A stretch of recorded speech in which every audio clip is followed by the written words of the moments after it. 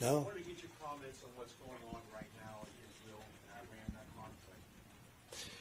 Brian, I think it's the most dangerous time we've had, certainly since the end of the Second World War. I think it could end up being a world war. You have two hot spots, and you'll probably have a third, maybe with Taiwan.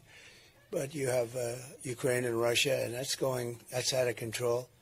I met with President Zelensky, and I got along very well with President Putin. I think I can get it solved, but we should get on it immediately. I think I would like to be able to solve it while president-elect. If I get elected, I'm going to work on that immediately. It's going to be my first 2 phone calls. And my second is going to be we're going to close the border immediately and have people come into our country, but legally. And my third will be drill, baby, drill. You know, it's like not too complicated. But that series of calls, I think is going to be very important. That war, millions of people are being killed. I don't think people recognize how many people are being killed. I don't think it's being properly reported. It's a horrible, horrible war. And then you see what's happening even today. You know, where is that going to stop? And, you have to give Israel a lot of credit for being able to protect itself. You look at these forces, they shot down almost 200 rockets today. But this is not the way anybody should have to live. So we're going to obviously be very involved in the Middle East. This would have never happened. We did the Abraham Accords. I think everybody, including Iran, would have been in the Abraham Accords had I taken over as president.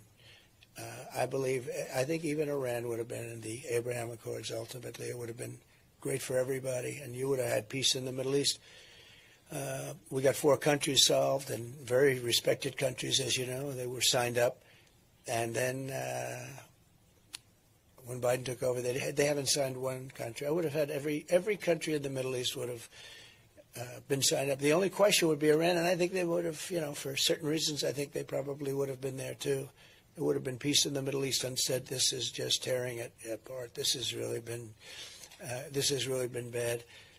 But they have to finish that process. However it turns out, they have to finish the process. This is a little bit like 2 kids fighting in the schoolyard. Sometimes you have to just sort of let it go a little bit, and we'll see what happens. But it's really caused by a lack of respect for the United States of America. This would have never happened. Israel would have never happened. October 7th never would have happened. Russia never would have invaded Ukraine. And for 4 years they didn't. They would have never invaded. We wouldn't have had inflation. We wouldn't have had, not the withdrawal, because we were withdrawn. We're the ones that got it ready to withdraw. But we wouldn't have had that horrible, most embarrassing day in the history of our country. And a lot of other good things would have happened. And right now we have a world in chaos. I always quote Viktor Orban because he's a very respected, tough guy. They say he's a tough guy. Well, I guess they're all sort of tough guys. But Viktor Orban said if Trump comes back, you won't have any wars. You won't have any wars. And he's about as tough as they get. And he said it loud and clear. And he said why. But you won't have any wars. So I just want to see look, there's no huge benefit. I think Europe has to pay up more because it's very unequal, and they have to pay up more for that, and they have to do it now because we have an ocean in between.